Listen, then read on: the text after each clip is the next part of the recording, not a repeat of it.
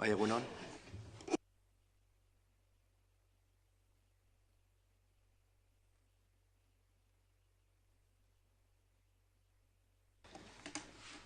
Bai, egunon. Bueno, hasiera emango diogu prentsaurreko honi. Dakizuenez, gaur konpostari buruz Javier Ansorenak idatzi duen liburuaren aurkezpena egingo dugu. Bere izango da, noski, gaurko protagonista. Baina honik hasiera emateko bizpahiru gauza esango ditut eta bere traiektoria profesionala bintzat aurkeztuko dut. Askotan esan dugu, gure hondakinen kudeaketa politikaren helburu estrategikoa dela, hondakinen hierarkia betetzea eta ekonomia zirkularrerako bidean aurrera egitea. Horretarako, lehendabiziko urratsa da gaikako bilketa tasa handitzea. Ildo horretatik, hondakinen behatokian 2015ko datua kontuan hartuta, alegin berezia egin behar dugu biondakin eta ontzien sailkapenean. Hala saltzen zen, aztertu genuen eta azaldu genuen informazioetan. Era berean gogorazi nahi dizuegu, udalerri eta mankomunitateen gaikako bilketa sustatzeko diru laguntzak onatu ditugula, orain dela gutxi aurkeztu genuen, orain dela 15 egun gutxi gora bera, eta baita ere esan, biondakinaren kudeaketaren azterketa teknikoari buruz, Gipuzkoan kalitate eta kantitateari dagokionez, emaitza egokia lortu dugula, baina bi arazo hauek topatu ditugula baita ere. Lehenengoa, eta azpimarratu nahi nuke, konpostaje komunitarioak esparru legala ez izateak ekar ditzakeen arriskuak. Eta, bigarren puntua, merkaturatzeko aukerarik ez duten konpost soberak kinen metatzea. Hori izango litzateke, aztertu beharreko bi arazo nagusi. Ingurumen departamentuan, egoera honi erantzuteko bitartekoak bilatzen jarraitzen dugula ere azpimarratu nahi nuke. Bien, en este sentido, en este estudio y análisis de la gestión de bioresiduos en Guipúzcoa, es un honor, como decía al principio, poder contar con el conocimiento de Javier Ansorena Miner en la presentación de su libro. El libro que llevará el título de El compost de bioresiduo, normativa, calidad y aplicaciones, en el que se hace un balance de la actividad realizada durante estas 2 últimas décadas. El trabajo es fruto de su dilatada actividad profesional en la Diputación Foral de Guipúzcoa y muy brevemente, porque no da tiempo a entrar en detalle de toda la actividad realizada por Javier Ansorena, pero sí quería destacar 2 etapas de su trayectoria profesional. Inicialmente, la etapa 1982-1997, en tareas de caracterización del compost, de los productos que lo contienen, al frente del laboratorio agroambiental, reconocido como Laboratorio Nacional de Referencia en propiedades físicas de sustratos de cultivo. Posteriormente, en el periodo 1997-2012, como responsable del Servicio de Medio Ambiente, que implantó las políticas de prevención, autocompostaje y tratamiento biológico de bioresiduos, y asesoró a las plantas del compostaje industrial de la Comunidad Autónoma Vasca. Todo ello compaginado con la activa participación en el desarrollo del marco normativo como representante de ANOR en los grupos de trabajo del Comité Europeo de Normalización. Esto, una breve reseña para darle, por supuesto, la palabra ahora a Javier Ansorena y que nos presente su magnífico libro y que próximamente estará en manos de todos vosotros. Zurea da hitza, Javier. Bueno, 20 años han transcurrido desde que iniciamos esta andadura con el compost y la pregunta que uno se plantea, bueno, ¿por qué un libro sobre el compost de bioresiduos, ¿no? Bueno, yo creo que hay razones de orden tanto cualitativo como cuantitativo, ¿no? En cuanto a lo cuantitativo, pues está claro que todavía hoy en día, cuando ya hemos conseguido una implantación del 5.º contenedor de recogida selectiva en torno a un 30% de la población y un 5% con el puerta a puerta, todavía en la fracción resto, según la última actualización que hizo la Diputación, tenemos un 54% de bioresiduos que no hemos sido capaces desviar, ¿no? Eso en cuanto, por tanto, es la fracción mayoritaria, y eso ya solamente justifica, yo creo, un análisis, un estudio de ello. Pero es que desde el punto de vista cualitativo, lo que más justifica su análisis, su estudio, es la enorme complejidad, porque esta es la corriente de residuos que presenta mayor complejidad en todos los aspectos, en los tres ejes en torno a los cuales gira el libro, tanto el aspecto normativo como la evaluación de la calidad y las posibles aplicaciones que demos a ese compost. ¿Y esa complejidad de dónde se deriva?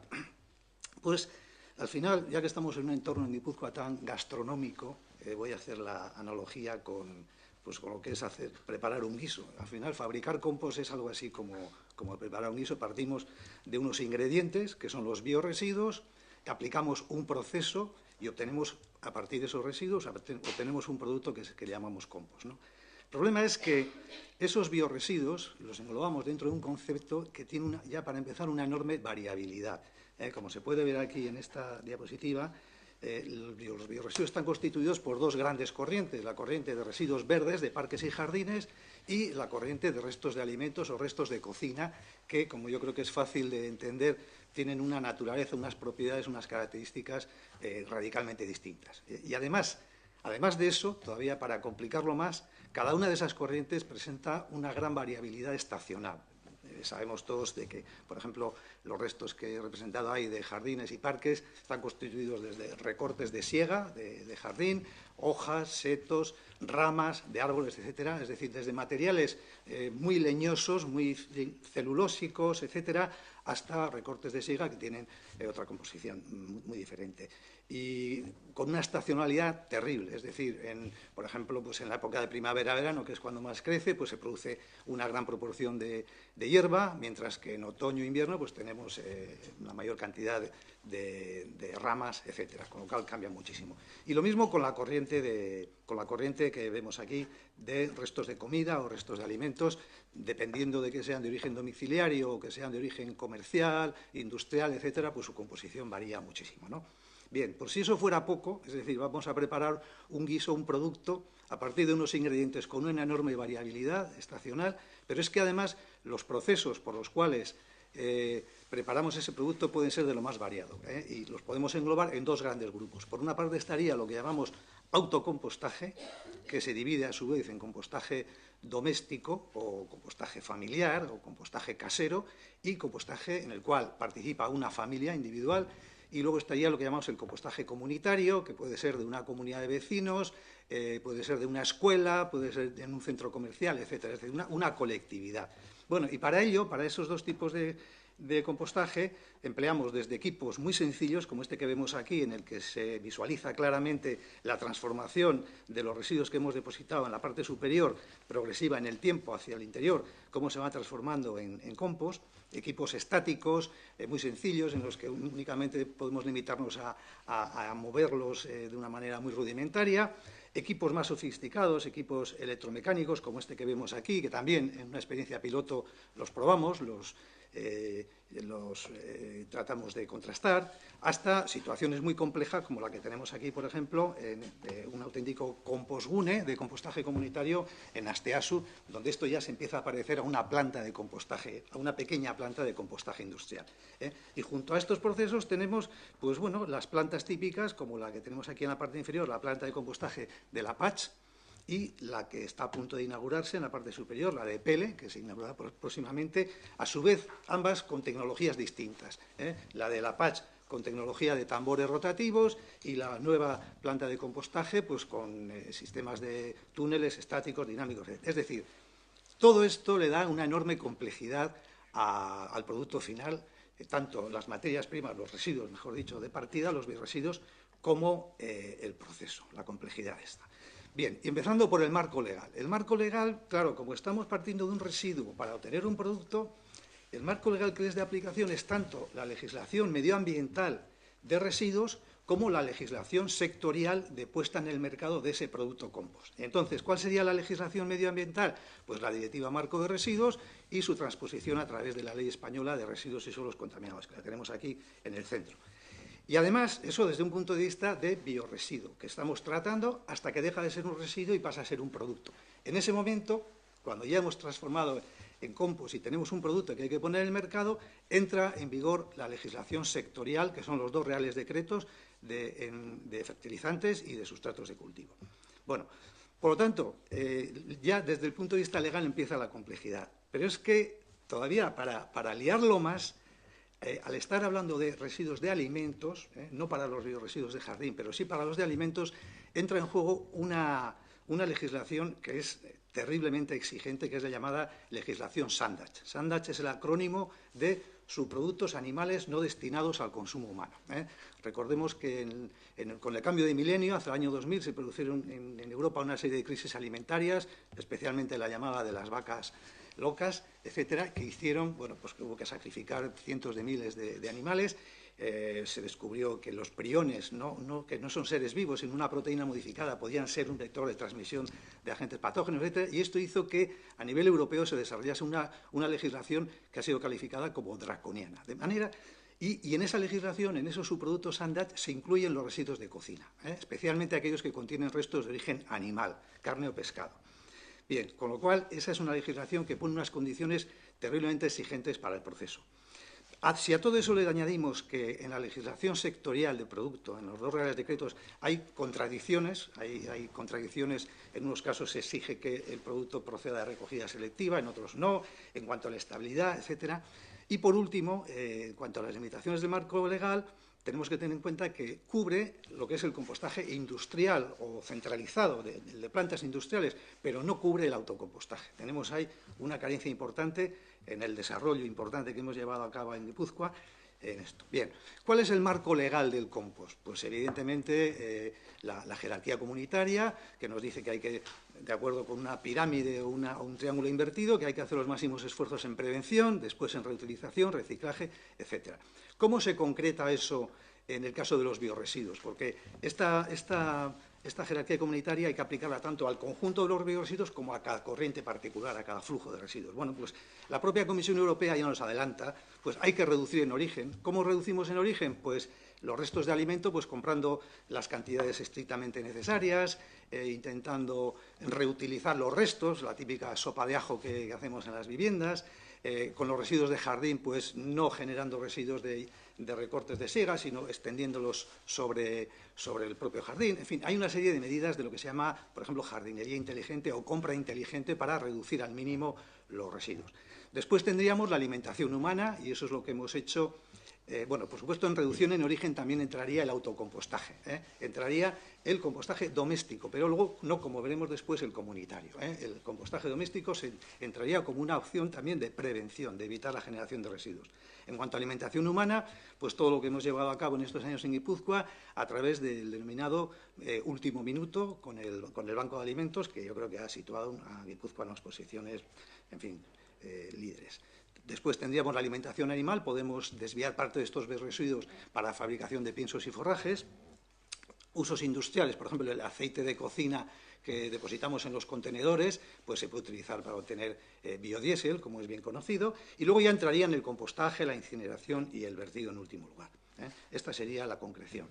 En cuanto a eso sería el marco en el que nos tenemos que mover a nivel de la legislación ambiental europea y estatal. Y en cuanto a la legislación sectorial del producto, los 2 reales decretos, he puesto aquí una diapositiva que voy a pasar muy rápidamente, pero únicamente para transmitir la complejidad y las contradicciones que puede haber entre los dos. Es decir, un compost lo podemos comercializar o poner en el mercado como fertilizante y enmienda o como sustrato. Dependiendo de cómo lo hagamos, pues los requerimientos legales son radicalmente distintos. Y aquí se ve, pues por ejemplo, la bacteriología, se exige solo Salmonella y Escherichia, mientras que si es sustrato, pues se pone una serie de condiciones absolutamente, entiendo yo, disparatadas, ¿no? Bien.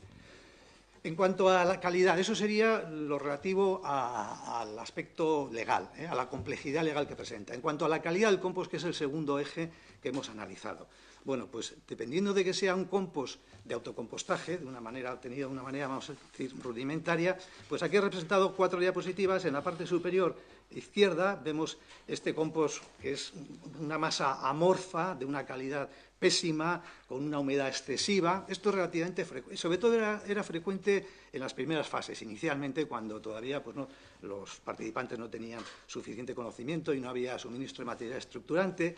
Bien, en el otro, probablemente este sería un compost, este compost tan húmedo obtenido a partir de restos de alimentos, fundamentalmente con muchísima humedad.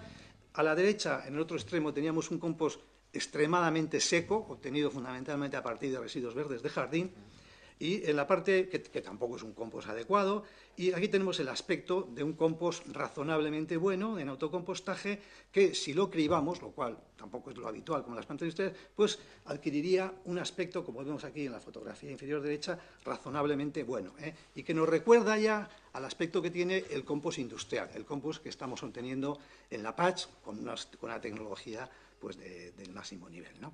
Bien, este es el producto que conseguimos obtener.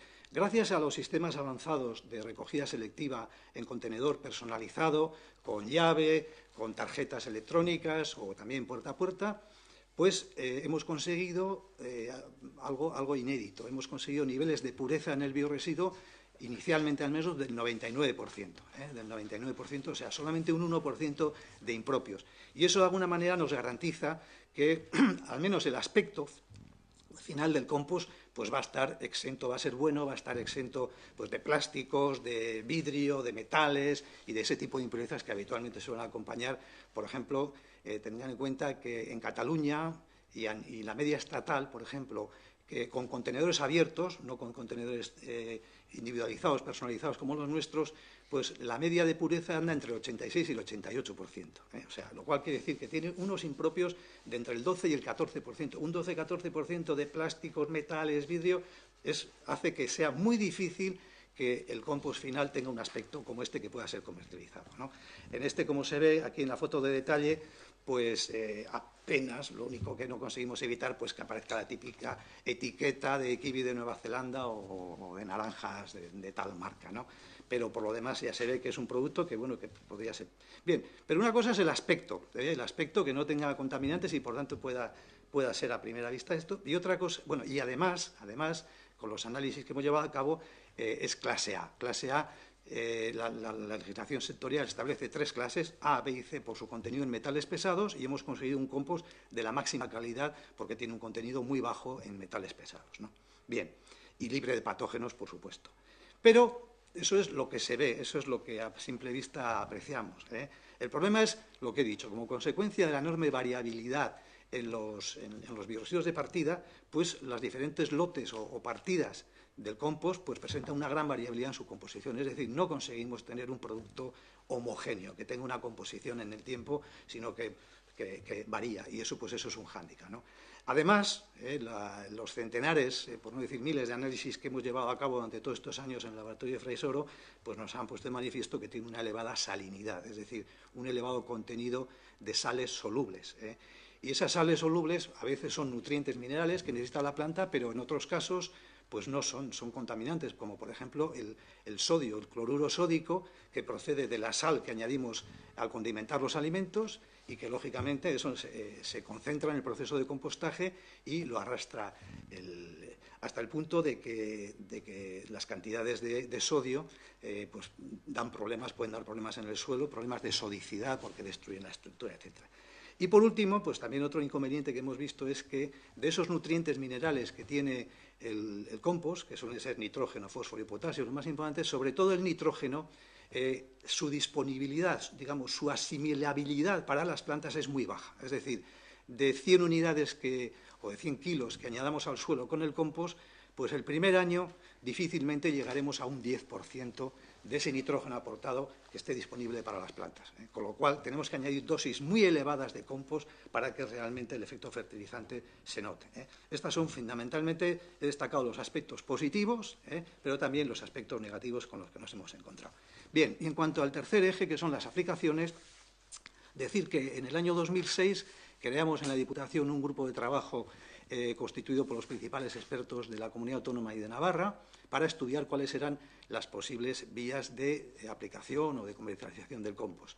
Bien, tengo que decir que esto fue en el 2006 y que la recogida selectiva de los biorresiduos vía contenedor personalizado empieza en 2008, 2 años después. Por lo tanto, no teníamos entonces conocimiento de cuáles eran las características de ese producto, el conocimiento que tenemos ahora.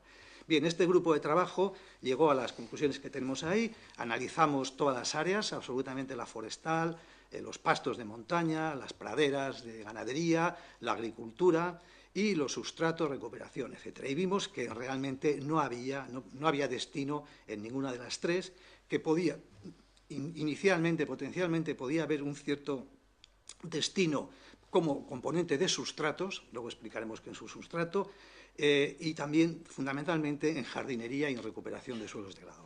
Y entonces lo que hemos hecho a lo largo de todos estos años ha sido, a medida que hemos obtenido desde el 2008 el compost, ir desarrollando y explorando todas estas posibles aplicaciones. Bien, la primera, como sustrato. ¿Qué es un sustrato? Pues un sustrato de cultivo es el medio de crecimiento de las plantas distinto del suelo in situ, es decir, esos materiales, esos sacos que compramos en el garden o en el hipermercado, que pone sustrato de cultivo, pues para las macetas, para las jardineras, en general para cualquier tipo de contenedor, eso es un sustrato en cultivo, ¿de acuerdo? Es el de máxima exigencia y entonces lo que hicimos fue llevar a cabo una investigación durante 3 meses en el cual preparamos, por una parte, cultivamos dos cultivos de planta como geranio y begonia, que son en la jardinería doméstica los más habituales, y los cultivamos, bueno, cada grupo de estos está constituido por 4 jardineras, no sé si se ve, quizás se ve mejor aquí en la de la izquierda, 4 jardineras, es decir, lo hicimos una investigación con una serie de réplicas por cuadruplicado, y entonces aquí cultivamos en un sustrato comercial de control. Luego preparamos mezclas de turba con diferentes proporciones del compost, 10, 20, 40, 60 y hasta un 100% de compost, como se ve en la de la izquierda, y yo creo que los resultados son elocuentes, ¿no? Se ve claramente, sobre todo en el cultivo de begonia en la parte inferior, cómo a medida que vamos aumentando la dosis de compost, el crecimiento se ve resentido. ¿Por qué? Por el problema de salinidad. La salinidad, el exceso de sales del producto equivale a una deshidratación de la planta, es decir, la planta acaba marchitándose y acaba muriendo por un efecto de deshidratación por exceso de sales. Es como si tenemos sed y en lugar de beber agua del grifo, pues bebiéramos agua de mar, ¿no? Cuanto más agua bebemos, pues más sed vamos a tener. Pues esto es lo que pasa.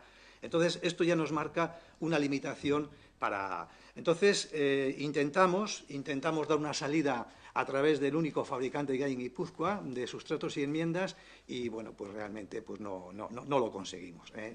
Finalmente rechazó. Bien, luego también hemos probado el empleo del compost como enmienda orgánica, no ya como sustrato, sino como enmienda orgánica en jardinería urbana. En jardinería, por ejemplo, aquí se ven los jardines de Oquendo, las mezclas de arenas con compost, el jardín de la memoria, en fin, las construcciones de nuevos jardines, introdujimos el compost y hoy en día esta foto de aquí, la de abajo a la derecha, está sacada la semana pasada, es decir, incluso ya se ha introducido una práctica en la jardinería urbana, una práctica de utilización del compost, no solamente en la fase de construcción, en la construcción de esa superficie, sino posteriormente en el mantenimiento. Igual que en jardinería urbana, también lo hemos aplicado en jardinería deportiva. Aquí la fotografía de la izquierda es el Centro Nacional del Golf de la Federación Española, a la cual asesoramos. En la de la derecha, el campo de golf de Goiburu, en Andoain, en el cual también utilizamos el compost. Aquí tenemos otra vez, esto es en un campo de fútbol, concretamente en San Mamés, en la Catedral, hicimos el proyecto de construcción de la capa de enraizamiento a base de mezclas de una arena con el compost que tienen en Vizcaya, preparamos diferentes mezclas entre el 10 y el 20%, aquí las tenemos, y finalmente, a través de los ensayos correspondientes, se seleccionó la que mejor cumplía los parámetros de permeabilidad, de aireación, etcétera, con un resultado, como se ve, excelente.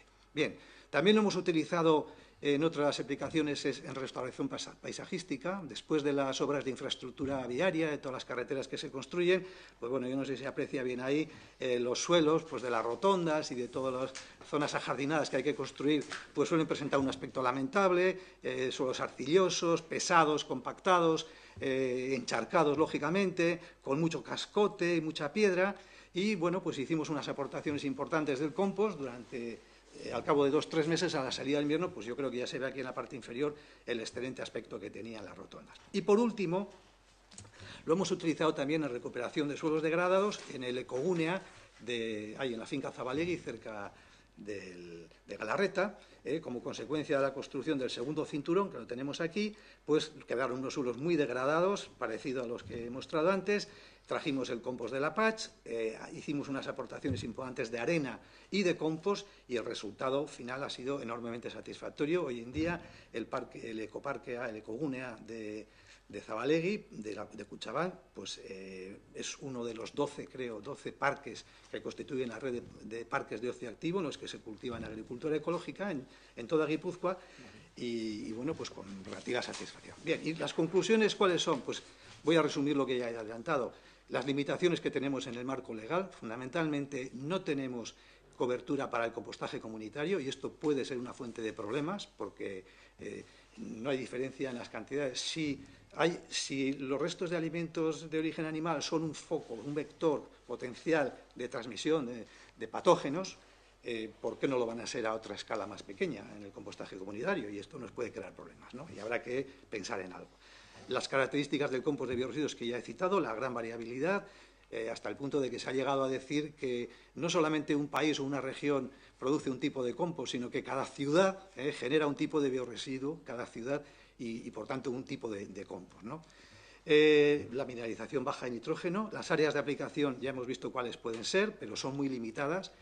La gran área de aplicación sería el sector profesional de fabricante de sustratos y enmiendas, pero nos ha dado la espalda, no lo considera. Hemos empleado satisfactoriamente el compost de bioresiduos como enmienda orgánica, pero habría que valorar los impactos ambientales de esas elevadas aportaciones. Ya he mencionado las limitaciones como sustrato y como abono, y todo ello pues tenemos un problema, hemos obtenido un producto de un excelente aspecto, con unas limitaciones, y tenemos un problema de qué hacer con ese compost que hemos obtenido. Y eso es todo, por mi parte. Muchas gracias, Javier, por... Ha sido una conferencia esta. Demasiado. No por lo largo, sino por me parece que ha sido claro y muy ilustrativo, ¿no? No sé si José Manuel quieres intervenir. Bueno, simplemente decir, por mi parte, que José Manuel, que como sabéis es el presidente del Banco de Alimentos, su presencia aquí obedece a que, bueno, pues los ingresos obtenidos por la venta de este libro están destinados al Banco de Alimentos. Como, bueno, creo que ha dejado claro que una de las partes en la prevención, o por lo menos en esa primera parte de la jerarquía de residuos, bueno, pues obedece también a, bueno, esta labor que hacemos con el bioresiduo, el tratamiento que recibe la misma, y una parte, evidentemente, es el compost. Y bueno, como bien ha explicado Javier, pues las aplicaciones, cuáles son las verdaderamente operativas y cuáles verdaderamente pues no llegan a tener bueno, pues la finalidad que se podría esperar, ¿no? Por tanto, pues, bueno, creo que ha sido bastante ilustrativo y bueno, pues por nuestra parte no teníamos mucho más. Galderarik baldin badago edo. Eta ez badago galderarik, mila esker etortzeagatik. Bai.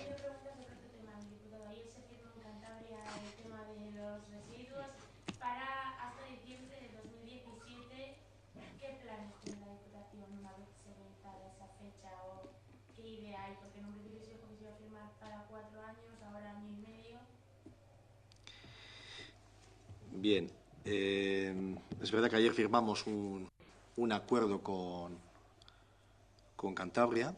También es verdad lo que decías, que nosotros tenemos un problema, ¿no?, en Guipúzcoa. Ya lo hemos explicado muchas veces. El problema básico que tenemos en Guipúzcoa es que no tenemos ninguna infraestructura de tratamiento de los residuos, ¿no? Consecuencia, evidentemente, de las decisiones tomadas en la legislatura anterior, decisiones absolutamente políticas, saltándonos la planificación estructurada en Guipúzcoa dentro de una norma foral, como es el PIRUG. No estoy diciendo nada nuevo, ya lo sabéis, pero consecuencia de aquellas decisiones son precisamente esta situación que tenemos hoy en día. El acuerdo con Meruelo es un acuerdo, evidentemente, para lo que queda de año y parte del año que viene. Lo que hemos concretado con ellos es la capacidad de vertido que tendríamos este año en Meruelo. Serían, aparte de los 42.000 toneladas que ya firmamos para el preacuerdo aquel que hicimos de 3 meses, pues en lo que queda de año poder verter otros 48.000 toneladas, ¿no? Y para el año que viene, pues lo que hemos firmado son 80.000 toneladas de vertido.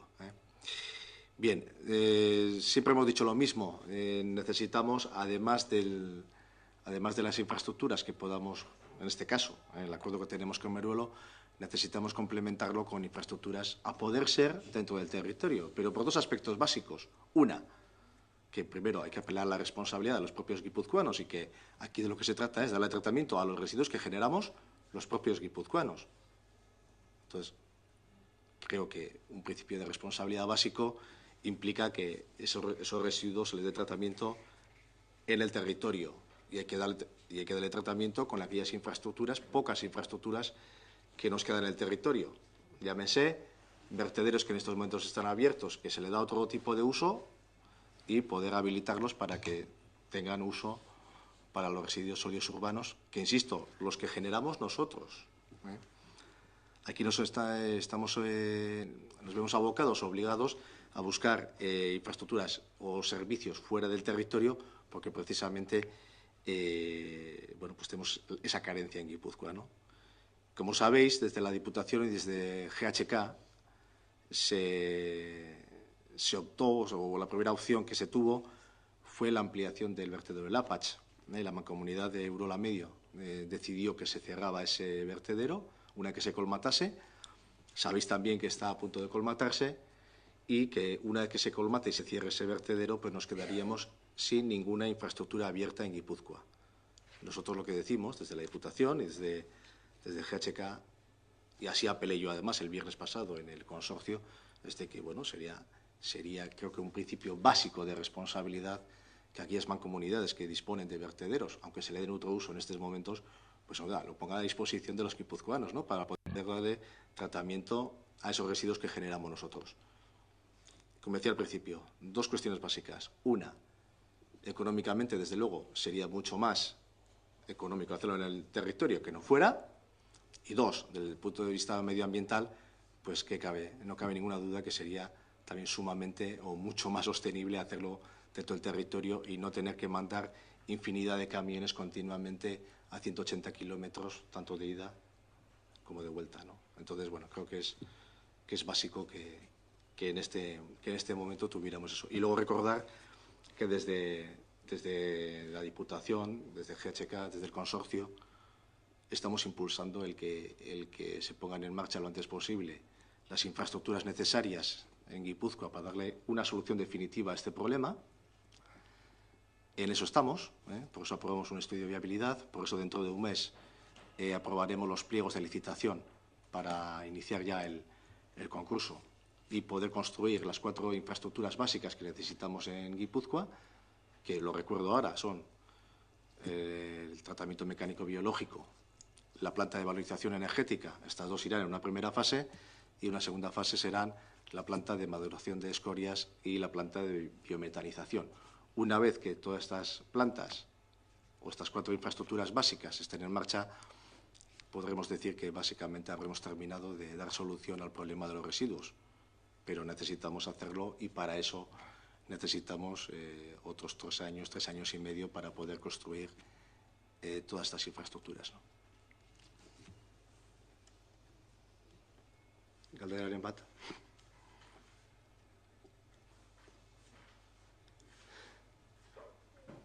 Bueno, por unirlo también con el tema del compost, decir que, como bien decía Javier Gansolena, próximamente abriremos la planta de compostaje de pele.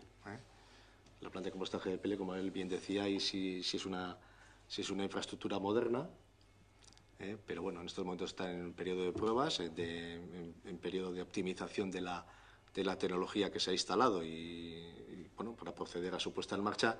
Y bueno, una vez que se termine ese periodo, pues evidentemente entrará en funcionamiento. Y ahí sí que pretendemos hacer un compost de nivel A, evidentemente. Pero también insistir, y además se lo explicaba perfectamente, qué aplicaciones son las, digamos, bueno, las que dan un resultado satisfactorio y cuáles no. También indicar en este sentido que evidentemente haremos el compost que sea necesario, pero tampoco haremos más compost del que sea necesario. Entonces, bueno, por eso cuando he hablado de las 4 infraestructuras básicas que vamos a construir, también hemos incluido la planta de biometanización, digo, para completar un poco el ciclo. Y sí, una última cosa, como me recuerda Javier, y es importante. El 15 de junio, desde la Diputación, hemos organizado una jornada de debate y reflexión sobre el futuro del compost. Y ahí, evidentemente, pues tendremos la presencia de Javier y otros ponentes y aparte de haber ponencias, pues habrá debate, habrá debate sobre este tema que evidentemente nos parece de suma interés y bueno. Sí, y le voy a dejar a José Manuel la última intervención. No, yo solamente quería agradecer públicamente a Javier el detalle que tiene al cedernos los derechos de la publicación. Bueno, que él mismo me lo ha comentado, que invita a la gente a colaborar de otras formas. Además de darnos alimentos o darnos dinero, hay otras posibilidades de ayudar al banco y entonces anima a la gente a que lo haga, ¿no? Y decir también que, aunque ha quedado visto aquí, Javier es un súper experto en el tema del compostaje, no se ha dicho, pero él fue uno de los promotores, vamos, el más importante del Último Minuto, el programa Último Minuto que tenemos en el Banco de Alimentos, y que el año 2015 nos llevó a evitar que se fueran al vertedero 830 toneladas de alimentos. Entonces, bueno, una responsabilidad, parte de la responsabilidad es de Javier. O sea, él impulsó este programa y estamos muy contentos. En estos 8 o 9 años que llevamos con el programa hemos conseguido, creo, que bastantes cosas. Así que eso, gracias a Javier por las dos cuestiones. Nada más.